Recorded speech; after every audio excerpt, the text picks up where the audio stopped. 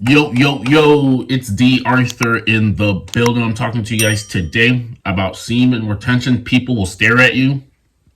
She can't resist. People will start staring at you when you go on semen retention, and you're going to start being someone who is sought after in the marketplace. People will start staring at you. You're going to be someone when you're walking down the road, when you're walking with determination, ambition, certainty, people will start noticing. If you maybe you have a doctor's appointment, and you have a doctor, and you're gonna start feeling attraction for that the person, your doctor might start feeling attraction for you if she is older. If she is a woman, she might start feeling attraction for you if you're on semen retention. This, as crazy as this may seem, because you're just becoming someone. You just feel it is because you have life in you. When you have relapse consistently, when you have relapse consistently, there's definitely, the difference is night and day. Difference is night and day. You can start telling if you relapse maybe in the last week or so, and then you're walking past a woman and she's walking the opposite direction. There might not be that much of a connection. But if you've been on retention for at least 30 days plus, and then you do the exact same thing, there's going to be more attraction. And it all has to do with subconscious. This all has to do with your subconscious. The reason why I brought up the doctor's example is because it's happening to me. I had a physical therapy appointment, and you can definitely feel the attraction when you go on semen retention. You can also get respect from men. You can get respect from men. You can get attraction from women. Um, if you're working out and you relapse recently, people are not afraid to try you.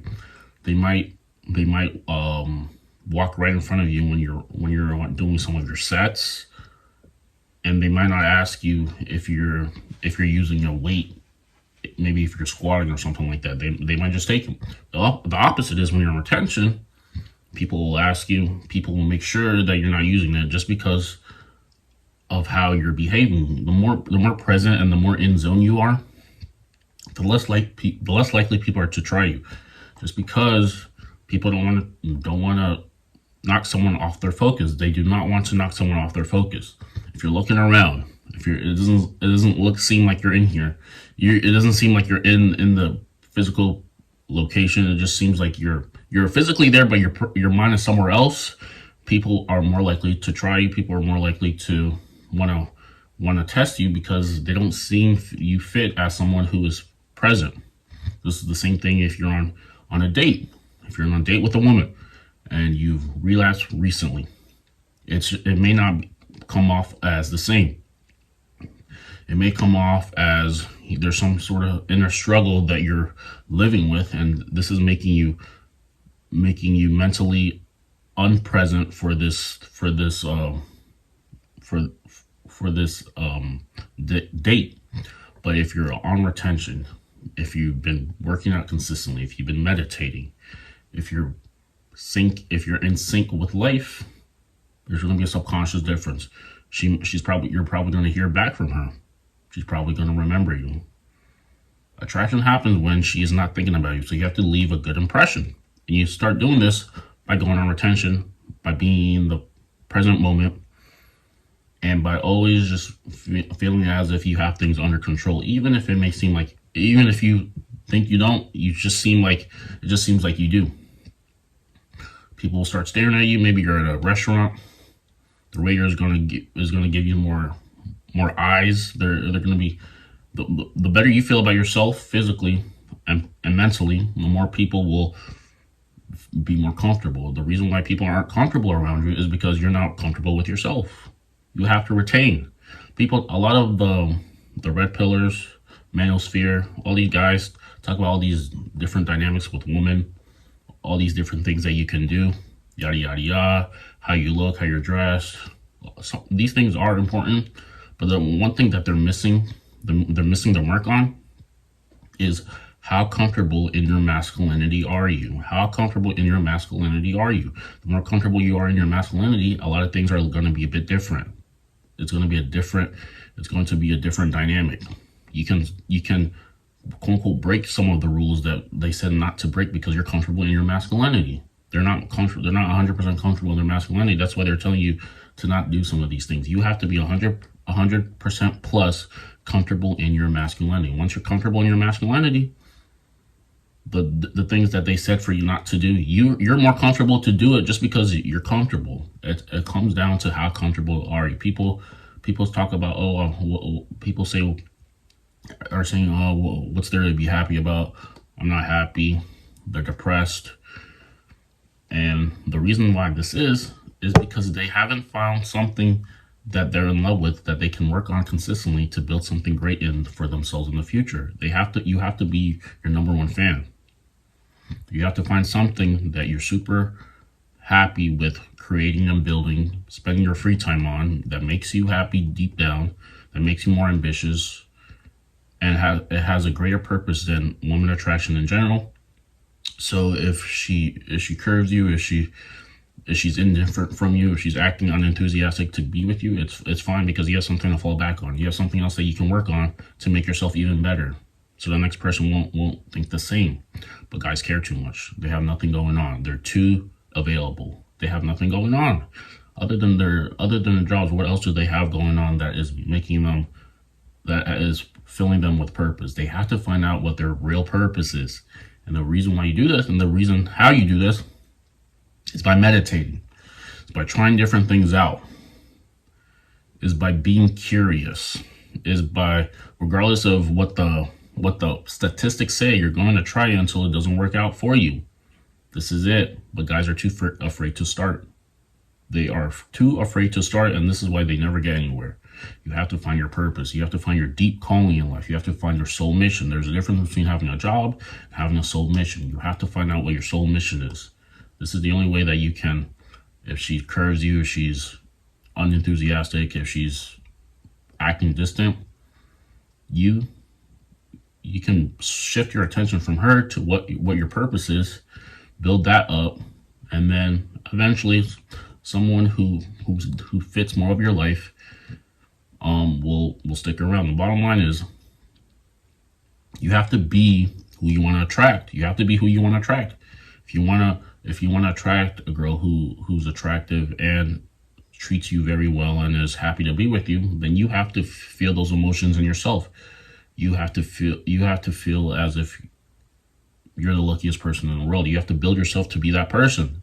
And all this takes is consistent work, consistent dedication, consistent work ethic. And this is how you separate yourself from the pack. Because a lot of guys complain about their women not doing all these things. When in reality, there has to be something greater that you're working on, a greater purpose, a greater calling in life that you can fall back on every single day. So that way, if she's acting distant, you're not as sad as the next man, because the next man used her as the greatest thing in his life and it didn't work out for him, and now he's crushed. But you have something even greater than that you can consistently fall back on. So people will stare at you. The reason why people will stare at you is because you're just becoming more comfortable with yourself. A lot of guys miss the mark. They give you every tactic in the game on how to attract her, but all they fail to say is, the more comfortable with yourself, and more comfortable with yourself usually equals the longer days of retention you're on. This usually is how you're able to set yourself apart. The longer you retain, the more comfortable with yourself you become. The more comfortable you become, the more chances you take. The more you can be charismatic. The more you can do this, the more she's okay with yourself as well too, subconsciously. She's going to be okay with yourself subconsciously because you're becoming okay with yourself too. The vice versa is, you're not comfortable with yourself. Now you feel as if you need to kiss up to her. You have to justify yourself to her, explain yourself to her.